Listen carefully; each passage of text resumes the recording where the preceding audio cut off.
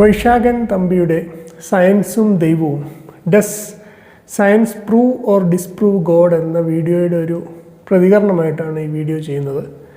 ലോജിക്കലായ സയൻറ്റിഫിക്കായ ലോകത്തെക്കുറിച്ച് ധാരണയുടെ അടിസ്ഥാനത്തിലുള്ള ഒരു സമീപനമാണ് താൻ മുന്നോട്ട് വയ്ക്കുന്നത് എന്ന് അദ്ദേഹം പറയുന്നു. ഒന്ന് ലോജിക്ക്, രണ്ട് സയൻറ്റിഫിക്. ലോജിക് എന്നതുകൊണ്ട് ഉദ്ദേശിക്കുന്നത് എന്താണെന്ന് അദ്ദേഹം ഡിഫൈൻ ചെയ്യുന്നില്ല. ഏതെങ്കിലും ലോജിക്കൽ മെത്തേഡ് അങ്ങനെ ഒരു സന്ദർഭത്തിലൊഴികെ ഉപയോഗിക്കുന്നതുമില്ല. അതുകൊണ്ട് അത് വിടാം. സയൻസ് എന്ത്, ഗോഡ് എന്ത് എന്ന് പ്രത്യേകം ആദ്യം മനസ്സിലാക്കണമെന്ന് പറഞ്ഞ് അത് വിശദീകരിച്ചുകൊണ്ടാണ് അദ്ദേഹം തുടങ്ങുന്നത്. അതുകൊണ്ടാണ് ലോജിക്കിൻ്റെ വിശദീകരണത്തിൻ്റെ അഭാവം സൂചിപ്പിച്ചത്. കൂടുതലും സയൻറ്റിഫിക് എന്നതിൽ ഊന്നിയാണ് അദ്ദേഹം സംസാരിക്കുന്നത് എന്ന് വേണമെങ്കിൽ പറയാം. സയൻസിനെ കുറിച്ചാണ് അദ്ദേഹത്തിൻ്റെ ഡെഫിനിഷൻ ഇങ്ങനെയാണ്: ലഭ്യമായ തെളിവുകളുടെ അടിസ്ഥാനത്തിൽ വസ്തുനിഷ്ഠമായ യാഥാർത്ഥ്യത്തിൻ്റെ രൂപത്തിൽ നാച്ചുറൽ ആയ കാരണങ്ങളിൽ ഈ പ്രപഞ്ചത്തെക്കുറിച്ചുള്ള അറിവ് സമാഹരിക്കുന്നതിനുള്ള ഒരു മാർഗം. അതാണ് ശാസ്ത്രം. ഏതാണ്ട് കൃത്യമാണ് ഈ ഒരു ഡെഫിനിഷൻ. ഇതിൽ വസ്തുനിഷ്ഠമായ യാഥാർത്ഥ്യം, നാച്ചുറലായ കാരണങ്ങളിൽ ഈ പ്രപഞ്ചത്തെക്കുറിച്ചുള്ള അറിവ്, ഇതാണ് പ്രധാനം. ഒന്ന് വസ്തുനിഷ്ഠമായ യാഥാർത്ഥ്യമാണ്, അതായത് ഒബ്ജക്റ്റീവായ റിയാലിറ്റി. അത് പരമമായ റിയാലിറ്റിയെക്കുറിച്ചുള്ള അന്വേഷണമല്ല, അതാണ് പ്രധാനം. മറിച്ച് ഒബ്ജക്റ്റീവ് റിയാലിറ്റിയുടെ കാര്യമാണ് അന്വേഷിക്കുക. ആധുനിക തത്വചിന്തയുടെ ആരംഭത്തിൽ തന്നെ സംഭവിക്കുന്ന റിയാലിറ്റിയുടെ ഒരു ബൈഫർക്കേഷനാണ് അതിനെ സബ്ജക്റ്റീവ് എന്നും ഒബ്ജക്റ്റീവ് എന്നും വേർതിരിക്കുന്നത്. അത് ശാസ്ത്രത്തിൻ്റെ രൂപീകരണത്തിന് ഏറെ നിർണായകവും ആയിരുന്നു. എന്നാൽ അത് ശാസ്ത്രത്തെ, അതിൻ്റെ അന്വേഷണ മേഖലയെ കൃത്യമായി വെട്ടിച്ചുരുക്കുകയും അതുപോലെ ഫോക്കസ്ഡ് ആക്കുകയും ചെയ്യുന്ന ഒന്നാണ്. എന്താണ് ഈ ഒരു ഒബ്ജക്റ്റിവിറ്റി, വസ്തുനിഷ്ഠത? മനസ്സിലാവാൻ വേണ്ടി ഒരു ലളിതമായ ഉദാഹരണം പറയാം. ഒരു ആപ്പിൾ എടുക്കുക. അതിന് ചുവപ്പ് നിറമാണ്, അതിന് മധുരമുണ്ട്. ഇതൊക്കെയാണ് നാം അതിനോട് ചേർത്ത് പറയുക. എന്നാൽ ഇതൊക്കെ ആപ്പിളിനെ കുറിച്ചുള്ള ഒബ്ജക്റ്റീവ് റിയാലിറ്റി ആണോ? നിറം എന്നതും രുചി എന്നതും അത് കാണുന്ന ഏജൻറ്റിൻ്റെ സബ്ജക്റ്റിവിറ്റിയിൽ നിന്നാണ് വരുന്നത്. ഒബ്ജക്റ്റീവ് റിയാലിറ്റിയിൽ മാസ്, പാർട്ടിക്കിൾ, മൂവ്മെൻറ്റ്സ് ഒക്കെ മാത്രമാണുള്ളത്. നമുക്ക് എന്താണോ ആപ്പിൾ എന്ന് പറയുന്നത് അത് അവിടെ ഇല്ല, ഉണ്ടാവില്ല. സയൻസിൻ്റെ രണ്ടാമത്തെ സ്വഭാവമായി പറയുന്നത് നാച്ചുറലായുള്ള കാരണങ്ങളിൽ പ്രപഞ്ചത്തെക്കുറിച്ചുള്ള അറിവ് സമാഹരിക്കുന്നു എന്നതാണ്. നാച്ചുറലായുള്ള കാരണങ്ങൾ, അതായത് ഭൗതികമായ പ്രകൃതിപരമായ കാരണങ്ങൾ. ആദ്യം തന്നെ ഈ ഡെഫിനിഷൻ്റെ അടിസ്ഥാനത്തിൽ സയൻസ് ദൈവത്തെ തെളിയിക്കുന്നുണ്ടോ എന്ന ചോദ്യത്തിന് തന്നെ പ്രസക്തി ഇല്ലാതെയാവുകയാണ്. പകരം സയൻസ് എന്ന വിജ്ഞാനീയത്തിൻ്റെ സബ്ജക്റ്റ് മാറ്ററിൽ പെടുന്ന ഒന്നാണോ ഗോഡ്, ദൈവം എന്നതാണ് പ്രധാന ചോദ്യമാവുന്നത്. അല്ലെങ്കിൽ സയൻസിനെ തെളിയിക്കാനോ നിരാകരിക്കാനോ കഴിയുന്ന, അവിധം തീർപ്പ് കൽപ്പിക്കാൻ കഴിയുന്ന ഒന്നാണോ ഗോഡ് എന്ന ചോദ്യമാണ് യഥാർത്ഥത്തിൽ രൂപപ്പെടുക. നമ്മുടെ അന്വേഷണം ഒന്നിനെ എക്സ്ക്ലൂഡ് ചെയ്തുകൊണ്ടാണ് ആരംഭിക്കുന്നതെങ്കിൽ അതുപയോഗിച്ച് എക്സ്ക്ലൂഡ് ചെയ്തതിലേക്ക് എത്താൻ ലോജിക്കലി സാധ്യമല്ലല്ലോ. അതിലെന്താണ് അത്ഭുതമുള്ളത്? മുസ്ലിം ദൈവസങ്കല്പമാണ് നാം പ്രധാനമായിട്ട് ഇവിടെ പരിഗണിക്കുന്നത്. അത് അൾട്ടിമേറ്റ് റിയാലിറ്റിയെക്കുറിച്ചാണ് ഒരു ക്വസ്റ്റ്യനാണ്. അൾട്ടിമേറ്റ് റിയാലിറ്റി സയൻസ് ഡെഫിനിഷൻ സൂചിപ്പിക്കുന്നത് പോലെ തന്നെ ശാസ്ത്രത്തിൻ്റെ ക്വസ്റ്റ്യൻ അല്ല, വിഷയമല്ല, അതിൻ്റെ പരിധിക്കുള്ളിൽ വരുന്നതുമല്ല. അതുകൊണ്ട് തന്നെ ശാസ്ത്രം ഉപയോഗിച്ച് ദൈവം എന്ന അൾട്ടിമേറ്റ് റിയാലിറ്റിയെ പ്രൂവ് ചെയ്യുക എന്നത്, അല്ലെങ്കിൽ ഡിസ്പ്രൂവ് ചെയ്യുക എന്നത് സാധ്യമല്ല. പിന്നെ കൃത്യമായി പറഞ്ഞു, ശാസ്ത്രം ഭൗതികമായ കാരണങ്ങളാണ് അന്വേഷിക്കുന്നത്. ദൈവത്തെ ഏതെങ്കിലും ഒന്നിൻ്റെ ഭൗതിക കാരണമെന്ന് മുസ്ലിങ്ങൾ കരുതുന്നുണ്ടോ, വിശ്വസിക്കുന്നുണ്ടോ? തീർച്ചയായിട്ടും ഇല്ല. അതായത് ഇവിടെ സയൻസ് ബൈ ഡെഫിനിഷൻ ദൈവത്തെക്കുറിച്ച് എന്തെങ്കിലും പറയാൻ കേപ്പബിൾ അല്ല എന്നാണ് ആദ്യമേ പറയുന്നത്. എന്നിട്ടാണ് അവിടെ നിന്നങ്ങോട്ട് വൈശാഖൻ തമ്പി തൻ്റെ വീഡിയോയിൽ ഒരൊറ്റ ചാട്ടം ചാടുന്നത്. ദൈവത്തെ സയൻസ് ഉപയോഗിച്ച് അന്വേഷിക്കുന്നതും തീർപ്പ് കൽപ്പിക്കുന്നതും. എന്നാൽ താൻ ഉയർത്തുന്ന ഈ വൈരുദ്ധ്യത്തെക്കുറിച്ച് അദ്ദേഹത്തിന് ഏതെങ്കിലും വിധമായ ധാരണ ഉള്ളതായി തോന്നുന്നില്ല. അദ്ദേഹം മുന്നോട്ട് വയ്ക്കുന്ന ആശയങ്ങൾ തകിടം മറിയുന്നതും അതുകൊണ്ടാണ്. ദൈവവിശ്വാസികളുടെ ആശയങ്ങളെ ശരിയായി റെപ്രസെൻ്റ് ചെയ്യാൻ അദ്ദേഹത്തിന് കഴിയാതെ വരുന്നു. അതിൻ്റെ വൈജ്ഞാനികമായ അടിസ്ഥാനത്തെ മനസ്സിലാക്കാൻ കഴിയാതെ വരുന്നു. അങ്ങനെ അദ്ദേഹത്തിൻ്റെ വാദങ്ങൾക്ക് പലപ്പോഴും റിലവൻസ് ഇല്ലാതെയാവുന്നു. ഉദാഹരണത്തിന് അദ്ദേഹം വാദിക്കുന്നു അറിവില്ലാത്ത കാര്യങ്ങളുടെ ചോദ്യങ്ങളുടെ ഉത്തരങ്ങളായാണ് ദൈവവിശ്വാസത്തെ പണ്ട് ആളുകൾ പരിഗണിച്ചിരുന്നത്. എന്തുകൊണ്ട് മഴ പെയ്യുന്നു, വസ്തുക്കൾ താഴോട്ട് പതിക്കുന്നു, ഇതെല്ലാം സംഭവിക്കുന്നത് ദൈവേച്ഛ കൊണ്ടാണ് എന്നായിരുന്നു മതവിശ്വാസികളുടെ വിശ്വാസം. കാരണം മുമ്പ് അത് എക്സ്പ്ലെയിൻ ചെയ്യാൻ കഴിയുമായിരുന്നില്ല. പിന്നെ ശാസ്ത്രം അത് എക്സ്പ്ലെയിൻ ചെയ്തതോടെ, ലോസ് ഓഫ് നേച്ചർ കണ്ടുപിടിച്ചതോടെ അതിന് ദൈവത്തിൻ്റെ ആവശ്യം ഇല്ലാതായി. ഇനിയും ശാസ്ത്രം കണ്ടുപിടിച്ചിട്ടില്ലാത്ത ചിലതുണ്ട്, അൺനോൺ ആയ കാര്യങ്ങൾ. ഉദാഹരണത്തിന് ബിഗ് ബാങ്ങിന് മുമ്പുള്ള യൂണിവേഴ്സിൻ്റെ അവസ്ഥ, അല്ലെങ്കിൽ ഹാർഡ് പ്രോബ്ലം ഓഫ് കോൺഷ്യസ്നെസ് എന്ന് പറയുന്ന വസ്തുക്കൾ. എന്നാൽ അവയൊന്നും അൺനോവബിൾ അല്ല. അതുകൊണ്ട് തന്നെ അതൊന്നും ദൈവത്തെ സ്ഥാപിക്കാനുള്ള തെളിവല്ല. ഭാവിയിൽ ഇതെല്ലാം ശാസ്ത്രം മനസ്സിലാക്കാനാണ് ഏറെ സാധ്യത. ഇതാണ് അദ്ദേഹം ഉന്നയിക്കുന്ന വാദത്തിൻ്റെ രത്നച്ചുരുക്കം. ഇതൊരു നൈവായിട്ടുള്ള നിരീശ്വരവാദ വിമർശനം മാത്രമായി ചുരുങ്ങുകയാണ് എന്ന് പറയേണ്ടി വരും. ഒരു കാര്യം എങ്ങനെ സംഭവിക്കുന്നു എന്നത് വിശദീകരിക്കാനാണ് ദൈവവിശ്വാസികൾ ദൈവത്തെ പോസ്റ്റുലേറ്റ് ചെയ്യുന്നത് എന്ന വാദം. അത് എവിടെ നിന്നാണ്? മഴ എങ്ങനെ പെയ്യുന്നു എന്നതിൻ്റെ ഉത്തരമാണോ ദൈവം? അല്ലെങ്കിൽ വസ്തുക്കൾ ആകാശത്തേക്ക് പോവാതെ ഭൂമിയിലേക്ക് എങ്ങനെ പതിക്കുന്നു എന്നതിൻ്റെ ഉത്തരമാണോ ദൈവം? മുസ്ലിം വൈജ്ഞാനിക പാരമ്പര്യത്തിൽ ഏതെങ്കിലും ഒരു പ്രമുഖ ചിന്തകൻ ഇങ്ങനെ ഒരു വാദം ഉന്നയിച്ചതായി നമുക്കറിയില്ല. ഇനി ഗ്രാവിറ്റി കൊണ്ടാണ് എല്ലാം താഴെ വീഴുന്നത് എന്ന ആ ഒരു ഫാക്റ്റ് അതെടുക്കുക. ഒരു വ്യക്തി ഉയരത്തിൽ നിന്ന് ചാടി ജീവൻ ഒടുക്കുന്നു എന്ന് കരുതുക. അയാൾ എന്തുകൊണ്ട് ജീവൻ ഒടുക്കി എന്നതിൻ്റെ ഉത്തരം ഗ്രാവിറ്റി എന്നാണോ നാം പറയുക? അങ്ങനെ ഉത്തരം പറയാത്തവർ ശാസ്ത്രത്തെ അംഗീകരിക്കുന്നില്ല എന്നാണോ? അങ്ങനെയല്ലല്ലോ. ആ സംഭവത്തിൻ്റെ കാരണം നാം വ്യക്തിയുടെ ജീവിതത്തിൽ നിന്നും അയാളുടെ ഇച്ഛയിൽ നിന്നുമാണ് തേടുക. ഗ്രാവിറ്റിയെക്കുറിച്ച് മനസ്സിലാക്കുന്നതോടെ അത്തരത്തിലുള്ള അന്വേഷണത്തിന് പ്രസക്തി ഇല്ലാതായി എന്ന് പറയാൻ കഴിയുമോ? കഴിയില്ലല്ലോ. അതായത് കാരണം തന്നെ പല വിധമുണ്ട്.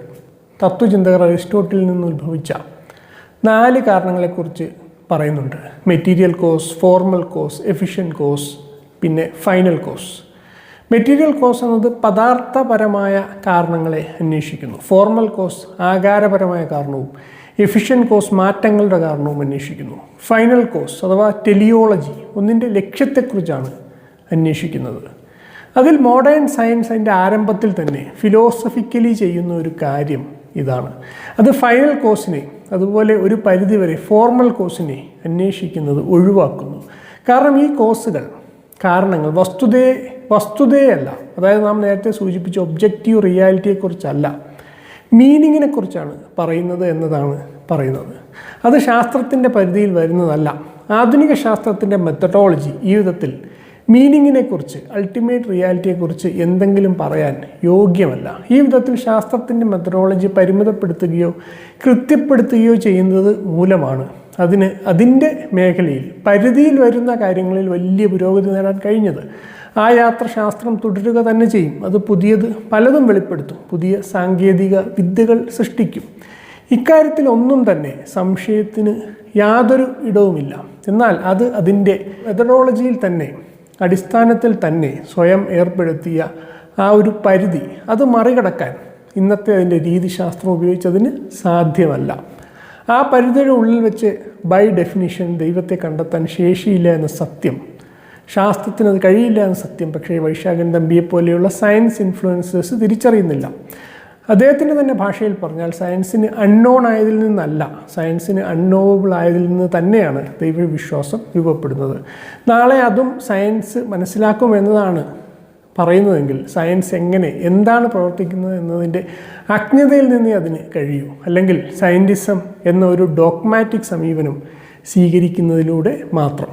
വൈശാഖൻ തമ്പി തന്നെ അദ്ദേഹത്തിൻ്റെ വീഡിയോയുടെ അവസാനത്തിൽ ഇങ്ങനെ സൂചിപ്പിക്കുന്നുണ്ട്. അതായത് എത്രയേറെ അറിവ് വർദ്ധിച്ചാലും നിങ്ങൾ മീനിങ്ങും പർപ്പസുമാണ് ചിന്തിക്കുന്നത്, അന്വേഷിക്കുന്നതെങ്കിൽ ദൈവവിശ്വാസിയായി തുടരുക തന്നെ ചെയ്യും എന്നതാണ് പരിണതി. അതിൻ്റെ കാരണം കൂടിയാണ് ഞാനിവിടെ പറഞ്ഞത്. ഏതുതരം കാരണത്തെക്കുറിച്ചാണോ ദൈവവിശ്വാസം സംസാരിക്കുന്നത്, അത് സയൻസ്, നിയമങ്ങൾ അഥവാ നാച്ചുറൽ ലോസ് എന്ന് പറയുന്ന കാര്യങ്ങൾ കൊണ്ട് വഴിമാറുന്ന ഒന്നല്ല എന്ന ആ സത്യം. ഇനി ചരിത്രപരമായി നോക്കിയാൽ തന്നെ ലോസ് ഓഫ് നേച്ചർ എന്ന് പറയുന്നത് ദൈവവിശ്വാസത്തെ റീപ്ലേസ് ചെയ്തുകൊണ്ട് വന്നതല്ല, ദൈവം എങ്ങനെ പ്രവർത്തിക്കുന്നു എന്നതിൻ്റെ വിശദീകരണമായി വന്നതാണ്. ഡെക്കാർത്താണ് ഇങ്ങനൊരു കൺസെപ്റ്റ് കൊണ്ടുവരുന്നത്. മാറ്റമില്ലാത്ത ദൈവിക കൽപ്പനകളുടെ നിദർശനമായിക്കൊണ്ട് പ്രപഞ്ചം പ്രവർത്തിക്കുന്നതിനെ വിശദീകരിക്കാനാണ് അദ്ദേഹം ലോസ് ഓഫ് നേച്ചറിനെ കുറിച്ച് പറയുന്നത്. ഈ ലോകത്ത് നാം കാണുന്ന ക്രമബദ്ധമായ വ്യവസ്ഥ ദൈവത്തിൻ്റെ ശീലങ്ങളുടെ നിദർശനമാണ് എന്ന് പറഞ്ഞ ഇമാം ഗസാലിയുടെ ആശയങ്ങളാണ് ഇവിടെ ഡെക്കാർത്തിനെ സ്വാധീനിച്ചിട്ടുള്ളത്.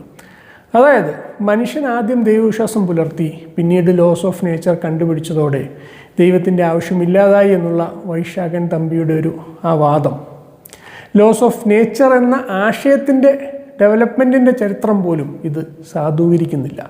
ദൈവവിശ്വാസത്തിൻ്റെ സ്വാഭാവികതയിൽ നിന്നാണ് ഈ ഒരു കൺസെപ്റ്റ് തന്നെ രൂപപ്പെടുന്നത്. ഇനി 3 തരം ദൈവസങ്കല്പത്തെക്കുറിച്ച് അദ്ദേഹം പറയുന്നുണ്ട്. ഒന്നാമത്തേത് ഇമനൻ്റ് ഗോഡ്.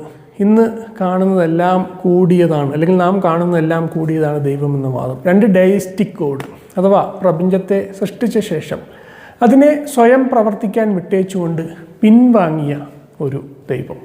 3 ഒരു പേഴ്സണൽ ഗോഡ്, മനുഷ്യ ജീവിതത്തിൽ ഇടപെടുന്ന, നന്മ തിന്മകൾ കൽപ്പിക്കുന്ന, പ്രപഞ്ചത്തിൽ ഇടപെടുന്ന ഒരു ദൈവം. ഇതിൽ 1ഉം 2ഉം ദൈവസങ്കല്പങ്ങൾ ഇസ്ലാമുമായി യോജിക്കുന്നതല്ല എന്നതുകൊണ്ട് അതിനെക്കുറിച്ച് ഞാനിവിടെ പരാമർശിക്കുന്നില്ല. പേഴ്സണൽ ഗോഡ് എന്ന വാക്യം തെറ്റിദ്ധാരണാജനകമാണ്. ദൈവം അങ്ങനെ മനുഷ്യനെ പോലെയാണ് എന്ന് മുസ്ലിങ്ങൾ കരുതുന്നില്ല. എന്നാൽ നന്മ തിന്മകൾ കൽപ്പിക്കുന്ന, പ്രപഞ്ചത്തിൽ ഇടപെടുന്ന ഒരു ദൈവം എന്ന അർത്ഥത്തിൽ ആ ദൈവസങ്കല്പം സ്വീകരിച്ചുകൊണ്ട് തമ്പി അതിനോട് പറഞ്ഞ എതിർപ്പിനെ പരാമർശിക്കുകയാണ്, വിശകലനം ചെയ്യുകയാണ് ഇനി നാം ഇവിടെ. വൈശാഖൻ തമ്പി പറയുന്നു, പേഴ്സണൽ ഗോഡിന് സയൻസിൻ്റെ അടിസ്ഥാനത്തിൽ യാതൊരു സ്ഥാനവുമില്ല. അതിന് കാരണമായി അദ്ദേഹം പറയുന്നത് ആ ദൈവം പ്രകൃതിയിൽ ഇടപെടുന്നു, അതുവഴി അത്ഭുതകരമായ കൃത്യങ്ങൾ സാധ്യമാണ് എന്ന് വരുന്നു എന്നതാണ്. അതങ്ങനെ ലോസ് ഓഫ് നേച്ചറിന് കോൺട്രഡിക്റ്ററി ആയിട്ട് വരുന്നു. അത് 2 കാര്യങ്ങൾ, ഉദാഹരണത്തിന് 2 കാര്യങ്ങൾ ഒരേപോലെ ശരിയായി വരണമെങ്കിൽ അവ കോൺട്രഡിക്റ്ററി ആയി കൂടാം. ഇത് ലോജിക്കലി സൗണ്ടായിട്ടുള്ള ഒരു ആർഗ്യുമെൻ്റ് തന്നെയാണ്. എന്നാൽ ഇവിടെ പ്രധാനം ദൈവത്തിൻ്റെ പ്രവർത്തനത്തെയും ശാസ്ത്രത്തിൻ്റെ നിയമത്തെയും കോൺട്രഡിക്റ്ററി അല്ലാതെ മനസ്സിലാക്കാനുള്ള നിരവധിയായ ഓപ്ഷൻസ്, സാധ്യതകളുണ്ട് എന്നതാണ്. ഉദാഹരണത്തിന് ഈ അത്ഭുത കൃത്യങ്ങളെ നാച്ചുറലായി തന്നെ വിശദീകരിക്കുന്ന രീതി മുസ്ലിം തത്വചിന്തകനായ ഇബ്നു സീന അതുപോലുള്ള മറ്റു തത്വചിന്തകർ പിന്തുടരുന്നുണ്ട്. അതായത് ഒരു കാര്യം ഒരാൾക്ക് അത്ഭുതകരമായി തോന്നുന്നത് കൊണ്ട് അത് ലോസ് ഓഫ് നേച്ചറിന് വിരുദ്ധമാവണമെന്നില്ല. അത് മറ്റൊരു ലോ ഓഫ് നേച്ചറിൻ്റെ ആപ്ലിക്കേഷൻ ആവുക എന്നത് സാധ്യമാണ്. ശാസ്ത്രത്തിൻ്റെ ആപ്ലിക്കേഷൻ വഴി സാങ്കേതികമായി എത്ര അത്ഭുതങ്ങൾ നാം കാണുന്നു. മുമ്പ് അസാധ്യമെന്ന് കരുതിയത് പലതും നാം കാണുന്നു. ദൈവികമായ അത്ഭുത പ്രവർത്തികളും അങ്ങനെയാകാവുന്നതാണ്. ഇബ്നു സീനയെ പോലെയുള്ളവർ മുന്നോട്ട് വച്ച ഒരു സാധ്യതയെ സൂചിപ്പിച്ചു എന്നേ ഉള്ളൂ. മറ്റ് നിരവധിയായ രീതികൾ മുസ്ലിം ചിന്തയിലുണ്ട്. അതിൽ നിന്ന് നാം പറയാൻ ശ്രമിക്കുന്നത് ഇതാണ്: 2 കാര്യങ്ങൾ ഒരേപോലെ ശരിയായി വരണമെങ്കിൽ അവ കോൺട്രഡിക്റ്ററി ആയിക്കൂടാ എന്ന വാദം, എന്ന ആർഗ്യുമെൻ്റ് ശരിയായിരിക്കെ അവ കോൺട്രഡിക്റ്ററി അല്ല എന്ന് പ്രൂവ് ചെയ്യുന്നതോടെ, ആ പ്രവർത്തനം വിശദീകരിക്കാൻ കഴിയുന്നതോടെ 2ഉം ശരിയാണ് എന്ന് വരുന്നു. ശാസ്ത്രവും പ്രപഞ്ചത്തിൽ ഇടപെടുന്ന ദൈവത്തെക്കുറിച്ച് സങ്കല്പവും ഒരേ സമയം ശരിയാണ് എന്ന് വരുന്നു. ദൈവസങ്കല്പത്തെ തള്ളാനുള്ള വൈശാഖൻ തമ്പിയുടെ വാദം അങ്ങനെ ദുർബലമാവുന്നു. ഇനി അദ്ദേഹം ഉന്നയിക്കുന്ന മറ്റൊരു പ്രധാനപ്പെട്ട വിമർശനം പരിശോധിക്കാം. അതായത് എല്ലാത്തിൻ്റെയും ആദ്യ കാരണം, ഫസ്റ്റ് കോസ് എന്ന നിലയിൽ ഒരു ഡയസ്റ്റിക് ഗോഡിനെ യുക്തിപരമായി സ്ഥാപിച്ച ശേഷം വിശ്വാസികൾ വളരെ പെട്ടെന്ന് അതിൽ നിന്ന് യാതൊരു തെളിവും കൂടാതെ പേഴ്സണൽ ഗോഡിലേക്ക്, വേദഗ്രന്ഥങ്ങൾ പറഞ്ഞ ദൈവസങ്കല്പത്തിലേക്ക് എടുത്തു ചാടുന്നു എന്നാണ് അദ്ദേഹം പറയുന്നത്. അത് ശരിയാണോ? ഇസ്ലാമിക വൈജ്ഞാനിക പാരമ്പര്യത്തിൻ്റെ പക്ഷത്ത് നിന്ന് ചിന്തിച്ചാൽ തീർച്ചയായും അത് അങ്ങനെയല്ല എന്ന് വ്യക്തമായി പറയാൻ സാധിക്കും. ഇസ്ലാമിൽ ഇൽമുൽ കലാം എന്നൊരു വിജ്ഞാനീയം തന്നെയുണ്ട്. അത് പ്രധാനമായും ദൈവിക അസ്തിത്വത്തെ യുക്തിപരമായി, ലോജിക്കലായി സ്ഥാപിക്കാനാണ് ശ്രമിക്കുന്നത്. മാത്രമല്ല, ദൈവത്തിൻ്റെ ആട്രിബ്യൂട്ട്സിനെയും ലോജിക്കലായി സ്ഥാപിക്കുക എന്നത് അവരുടെ പ്രധാനപ്പെട്ട ഉദ്ദേശമാണ്. ദൈവത്തിൻ്റെ അസ്തിത്വം മാത്രമല്ല, മറ്റു ഗുണങ്ങളെയും യുക്തിപരമായി, ലോജിക്കലായി സ്ഥാപിക്കുക എന്നതാണ് മുസ്ലിം ചിന്താരീതി. ഇത്തരത്തിൽ നിരവധി സ്കൂൾ ഓഫ് തോട്ട് ഇസ്ലാമിക പാരമ്പര്യത്തിൽ നിലനിൽക്കുന്നുണ്ട്. അത് ദൈവത്തിൻ്റെ അസ്തിത്വം മാത്രം ഒരു ഫിലോസഫിക്കൽ പോയിൻ്റ് ഓഫ് വ്യൂവിൽ സ്ഥാപിച്ച ശേഷം ബാക്കിയെല്ലാം അന്ധമായി വിശ്വസിക്കുക എന്നതല്ല പറയുന്നത്. അതല്ല ഇസ്ലാമിക ജ്ഞാന പാരമ്പര്യത്തിൻ്റെ രീതി. ഒരുപക്ഷെ വൈശാഖൻ തമ്പി ഏതെങ്കിലും പ്രത്യേകമായ സംവാദങ്ങളിൽ നിന്ന് അദ്ദേഹത്തിന് ലഭിച്ച ഒരു ധാരണയായിക്കൊണ്ട് മാത്രമായിരിക്കാം ഇത് സൂചിപ്പിച്ചത്. എന്നാൽ അതങ്ങനെയല്ല എന്നാണ് ഞാൻ പറയാൻ ആഗ്രഹിക്കുന്നത്. ഇനി ആളുകൾ ചോദിക്കാം, ഇത്തരം ചോദ്യങ്ങൾ അദ്ദേഹത്തിൻ്റെ വീഡിയോയുടെ കമൻറ്റുകളിൽ കണ്ടതുകൊണ്ടാണ് പറയുന്നത്. ഒരു സാധാരണ മതവിശ്വാസി ഇങ്ങനെ വലിയ വൈജ്ഞാനികമായ അടിത്തറയിലൊന്നുമല്ലല്ലോ പൊതുവിൽ സംസാരിക്കുക, ദൈവത്തെക്കുറിച്ച് വിശ്വസിക്കുക. അത്തരം സാധാരണ വിശ്വാസികളെക്കുറിച്ചാണ് ഇവിടെ പറയുന്നത്. ആ ഒരു വാദത്തിൻ്റെ നിരർത്ഥകത നമുക്കൊന്ന് നോക്കാം. ഒരു സയൻസ് ഇൻഫ്ലുവൻസർ ഉണ്ടെന്ന് വിചാരിക്കുക. അയാൾക്ക് ശാസ്ത്രത്തിൻ്റെ നിയമങ്ങളെക്കുറിച്ച് അത്ര ആഴത്തിലുള്ള അവബോധങ്ങളൊന്നുമില്ല. അങ്ങനെ അയാൾ ഒരു ശാസ്ത്രീയ സിദ്ധാന്തം പറയുമ്പോൾ എന്തെങ്കിലുമൊക്കെ അബദ്ധങ്ങൾ വരുത്തി തീർക്കുന്നു എന്ന് വിചാരിക്കുക.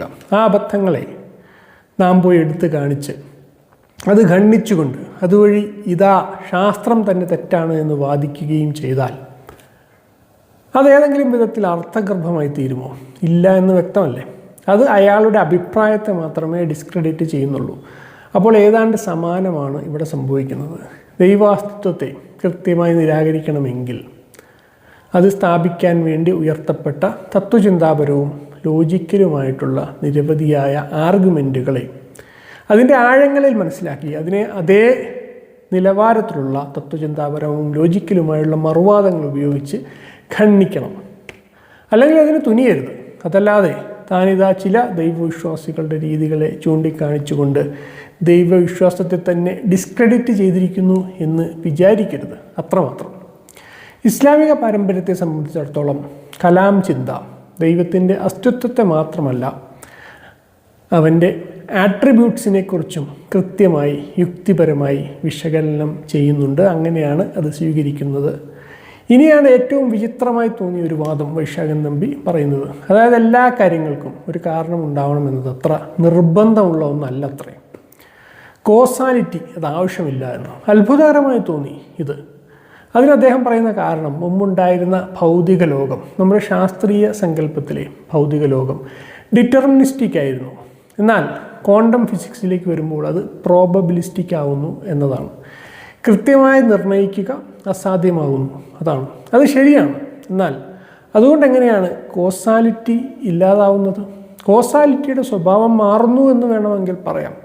അതിനപ്പുറം കോസാലിറ്റി തന്നെ ഇല്ലാതാവുന്നു എന്ന് എങ്ങനെയാണ് വാദിക്കാൻ കഴിയുക? പ്രപഞ്ചത്തിനൊരു കാരണമുണ്ടായേ മതിയാവൂ, അത് ദൈവമാണ് എന്നതിനെ, ആ വാദത്തെ ഖണ്ഡിക്കാനാണ് എല്ലാ കാര്യങ്ങൾക്കും ഒരു കാരണം ഉണ്ടാവേണ്ടത് നിർബന്ധമല്ല എന്ന് പറയുന്നതെങ്കിൽ അത് മറ്റൊരു രീതിയിൽ ശാസ്ത്രത്തെ തന്നെയല്ലേ ഇല്ലായ്മ ചെയ്യുന്നത്? ദൈവം എന്നതൊരു ശാസ്ത്രീയമായ ആവശ്യമല്ല, കേവലം ഫിലോസഫിക്കൽ നീഡാണെന്ന് ഒരിടത്ത് അദ്ദേഹം പറയുന്നുണ്ട്. അതേപോലെ കോസ്വാലിറ്റി ശാസ്ത്രത്തിന് വെറും നിസ്സാരമായ ഫിലോസഫിക്കൽ നീഡ് മാത്രമാണെന്ന് അറിയാതെ അദ്ദേഹം വിശ്വസിച്ചു പോയോ? സബാറ്റോമിക് തലത്തിലും ഒരു കോസ്വാലിറ്റി ഇല്ലേ? ചിലതെല്ലാം കാരണം കൂടാതെയാണ് സംഭവിക്കുന്നത് എങ്കിൽ എങ്ങനെയാണ് നാം ഏതെങ്കിലും ശാസ്ത്രീയമായ അന്വേഷണം നടത്തുക? ഒരു സവിശേഷമായ പ്രശ്നം വരുന്നു, ഓക്കെ, അത് പരിഹരിക്കാൻ കഴിയാതെ വരുമ്പോൾ അത് ഒരുപക്ഷെ കാരണമേതും കൂടാതെ സംഭവിക്കുന്ന ഒന്നായിരിക്കും എന്ന് പറയുന്ന ഒരാൾക്ക് ശാസ്ത്രം ആവശ്യമുണ്ടോ? ചിന്തിച്ചു നോക്കുക.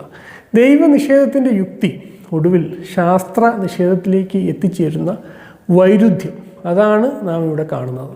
ഏതായാലും ദൈവവിശ്വാസത്തെ ഇമോഷണലായി സമീപിക്കുന്ന ആളാണ് നിങ്ങളെങ്കിൽ ആദ്യം തന്നെ നിർത്തിപ്പോകുന്നതാണ് നല്ലത് എന്നൊക്കെയുള്ള വാണിങ്ങും ബിൽഡപ്പും ഒക്കെ കൊടുത്തിട്ടാണ് വൈശാഖൻ തമ്പി തൻ്റെ വീഡിയോ ആരംഭിക്കുന്നത്.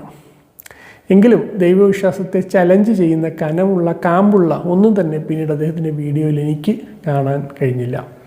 എന്നാൽ അദ്ദേഹത്തിൻ്റെ അവതരണ രീതി, സമീപനത്തിലെ മാന്യത ഒക്കെ തന്നെ ഇത്തരത്തിലെ സംവാദങ്ങളിൽ ഏർപ്പെടുന്ന മറ്റുള്ളവരുടെ വീഡിയോകളുമായി അതിനെ കമ്പയർ ചെയ്യുമ്പോൾ മനോഹരമാണ് എന്ന് തോന്നി.